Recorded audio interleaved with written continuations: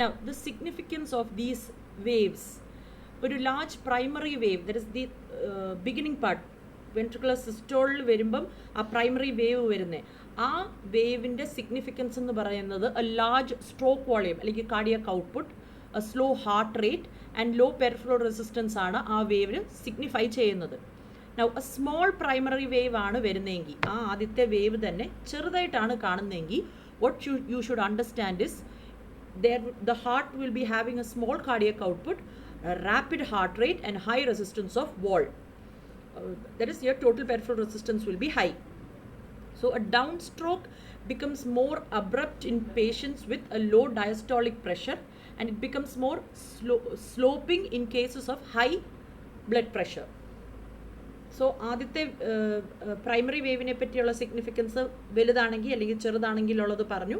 ഇനിയും ഡൈക്കോട്ടിക് നോച്ചിന് ശേഷം ഉള്ള ഡൗൺ സ്ട്രോക്ക്, അത് ഒരാളുടേത് പെട്ടെന്നാണ് താഴോട്ട് പോകുന്ന, ഒരു സ്ലോപ്പ് അല്ലാതെ പെട്ടെന്ന് അബ്രപ്റ്റായിട്ട് താഴോട്ട് പോകുകയാണെന്നുണ്ടെങ്കിൽ അവർക്കൊരു low diastolic pressure, that is 120/80 ആണ് നമ്മുടെ ബ്ലഡ് പ്രഷർ എന്ന് പറയുന്നത്. അത് 80 ആണ് diastolic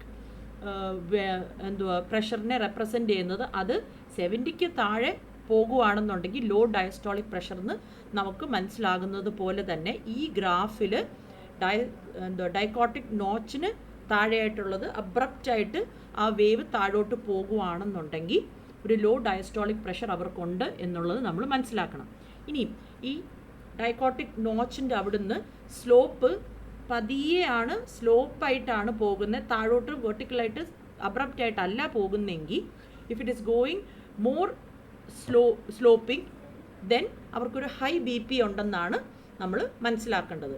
so these are the clinical significances in these waves that you should understand. Now, the next is the clinical features of radial pulse. While examining a pulse, the following features are to be noted.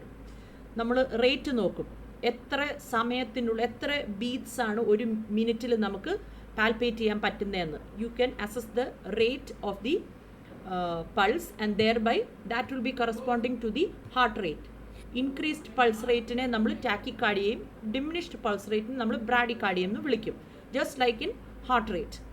Then you can assess the rhythm of the beat, that is എത്ര ഓരോ അതിൻ്റെ time gap, that is ഒരു beat കഴിഞ്ഞ് അടുത്ത beat വരുന്നതിൻ്റെ ആ time gap ഒരുപോലാണോ അതിൻ്റെ beat വരുന്നതെന്നുള്ളത്, അതിൻ്റെ റിതം നമുക്ക് അസസ് ചെയ്യാനായിട്ട് പറ്റും. And the volume of the blood, stroke volume കൂടുതലാണോ കുറവാണോ, അതിനനുസരിച്ച് BP കൂടുതലാണോ കുറവാണോ എന്നും നമുക്ക് പൾസ് അസസ് ചെയ്താൽ നമുക്ക് അറിയാനായിട്ട് പറ്റും. ആ വോളിയം റഷ് ചെയ്ത് പൾസിനെ ത്രോബ് ചെയ്യുന്നതിനനുസരിച്ച് നമുക്കത് അസസ് ചെയ്യാനായിട്ട് പറ്റും.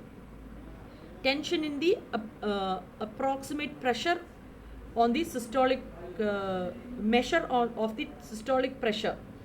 It is determined by noting the amount of pressure required to obliterate the pulse. ദാറ്റ് ഈസ് ഒരു പൾസ് നമ്മൾ ഫീൽ ചെയ്തിട്ട് അത് പോകാനായിട്ട് നമ്മൾ എന്തുമാത്രം കംപ്രസ് ചെയ്താൽ, എന്തുമാത്രം പ്രഷർ കൊടുത്താലാണ് ആ പൾസിനെ നമുക്ക് ഇല്ലാതാക്കാൻ പറ്റുന്നത്, അതിനനുസരിച്ച് നമുക്ക് ആ സിസ്റ്റോളിക് പ്രഷർ എന്തുമാത്രം ഉണ്ടെന്ന് നമുക്ക് അളക്കാനായിട്ട് സാധിക്കും. ആൻഡ് നമ്മൾ ഈ ഫിംഗേഴ്സ് വെക്കുന്ന പറഞ്ഞു, index finger, middle finger and ring finger. ഇത് ഓരോ ഫിംഗർ വെക്കുന്നതിനും ഒരു ഫങ്ഷൻ ഉണ്ട് ഓരോ ഫിംഗറിനും. The proximal finger, that is your index finger, your ring finger which is your proximal finger, adjusts the pressure of the pulse. The middle finger is kept stationary and only feels the appearance and disappearance of the pulse wave, and the distal finger applies a constant pressure, maximum pressure, to stop the retrograde of the pulsation. തിരിച്ചു പോകുന്നതിനെ stop ചെയ്യാനായിട്ടാണ് ഈ index ഫിംഗറിലെ digit function ചെയ്യുന്നത്. So these are the clinical features and the functions of the palpative fingers on the radial pulse, or as a matter of fact any arterial pulse.